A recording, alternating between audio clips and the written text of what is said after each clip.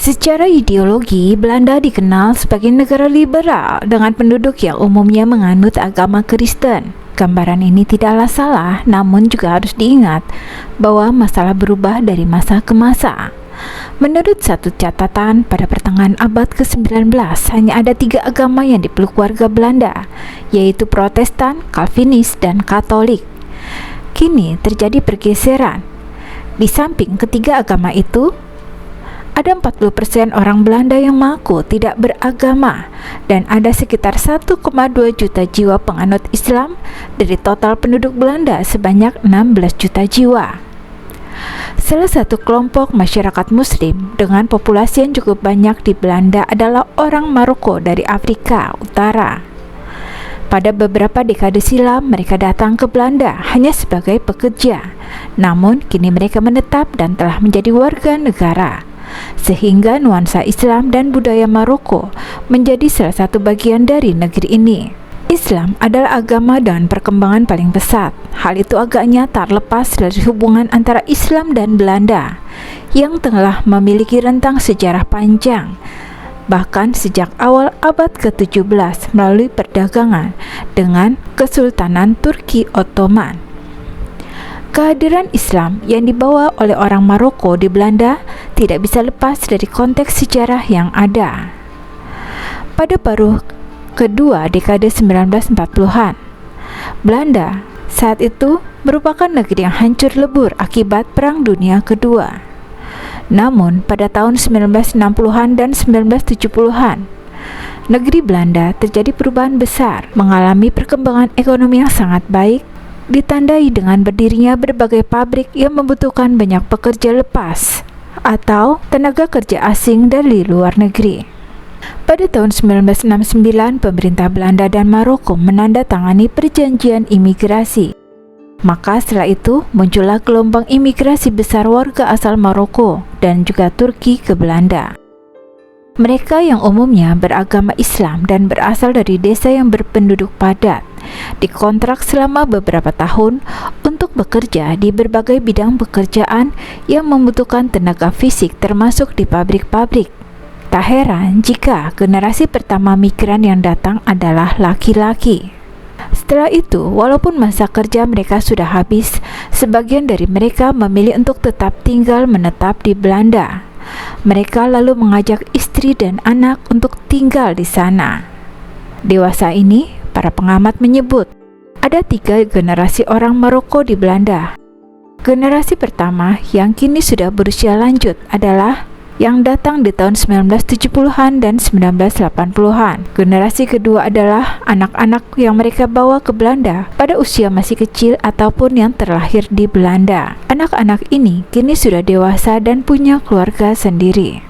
Komunitas Muslim di Belanda terkonsentrasi di kota Amsterdam, Rotterdam, Den Haag, dan Utrecht. Sebagian besar mereka menganut Islam Sunni.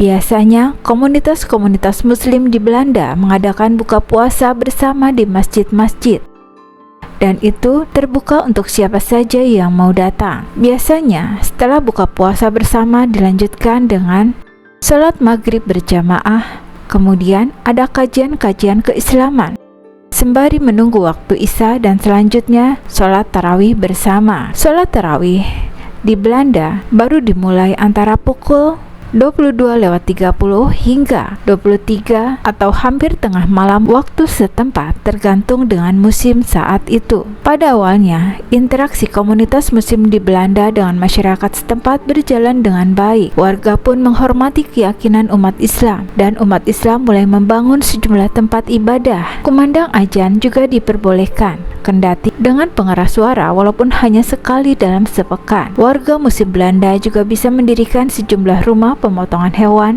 dan mereka mempraktikkan cara-cara penyembelihan sebagaimana ajaran Islam. Sejumlah perkantoran memberikan fasilitas tempat sholat kepada pegawai yang beragama Islam.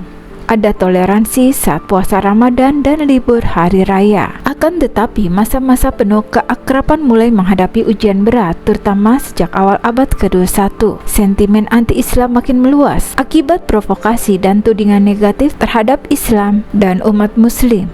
karenanya, umat Islam harus berjibaku menepis tudingan negatif yang dilancarkan kelompok anti-Islam itu. Orientalis dan anti-Islam tak henti-henti menanamkan rasa takut dan kebencian terhadap Muslim dan Islam di dalam masyarakat. Mereka khawatir Islam akan semakin berkembang pesat di Eropa termasuk Belanda. Mereka menganggap jika hal itu terjadi maka akan mengancam budaya dan nilai-nilai yang mereka anut, sebuah alasan dan fobia yang sangat berlebihan. Ketakutan bahkan sudah mencapai tingkat kebencian. Sebagian masyarakat tidak lagi segan untuk mendukung kelompok yang kerap mendiskreditkan agama Islam. Suara-suara mengambil hak-hak Muslim, menutup masjid, memaksa Muslim untuk mengikuti gaya hidup Barat terus dikumandangkan. Begitu pula dengan pelarangan hijab dan terorisme. Saat itu, Belanda benar-benar memasuki masa penuh cobaan dan ujian. Puncaknya terjadi pembunuhan terhadap seorang kolumnis dan sineas kondang, Theo van Gogh, di Amsterdam di tahun 2004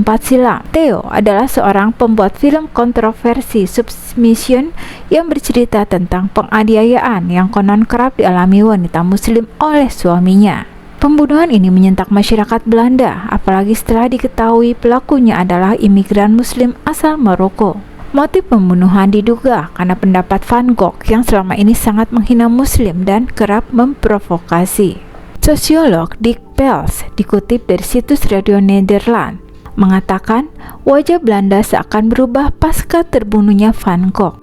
Momen itu dimanfaatkan sejumlah kalangan, salah satu yang terkenal adalah Geert Wilders, anggota parlemen Belanda. Sejak pembunuhan itu terjadi, banyak orang berpikir Islam adalah ancaman, dan itu dimanfaatkan Wilders dengan baik, papar Dick Pels. Menurutnya, ada kesamaan antara Van Gogh dan Wilders. Keduanya sama-sama punya ketakutan terhadap Islamisasi budaya. Itulah yang membuatnya terus bersuara anti-Islam.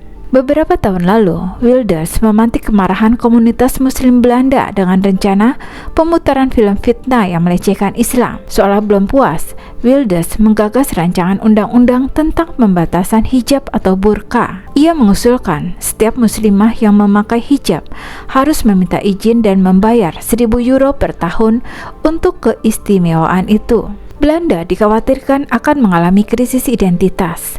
Hal ini mengharuskan penelaahan kembali prinsip-prinsip esensial di masyarakat agar mampu mengedepankan toleransi dalam posisi yang lebih kuat. Martin de Koning, seorang antropolog pada Department of Islam Studies, Radboud University, berpendapat bahwa negara memberikan pengakuan yang sama pada kelompok minoritas. Belanda secara konstitusi bukanlah negara yang sekuler, karena konstitusi menyebut bahwa tidak ada pemisahan antara agama dan negara, serta adanya pengakuan kesetaraan agama-agama yang ada. Kalaupun terdapat insiden yang mengarah pada radikalisme, diskriminasi, atau bahkan kecurigaan pada agama tertentu, hal itu disebabkan oleh fenomena global yang terjadi di berbagai tempat di belahan dunia. Koning menambah, ketakutan masyarakat non-muslim Belanda pada kegiatan-kegiatan massal yang diadakan oleh masyarakat muslim kadangkala mengakibatkan tindakan masif yang mengarah pada keributan, walaupun itu tidak selalu terjadi.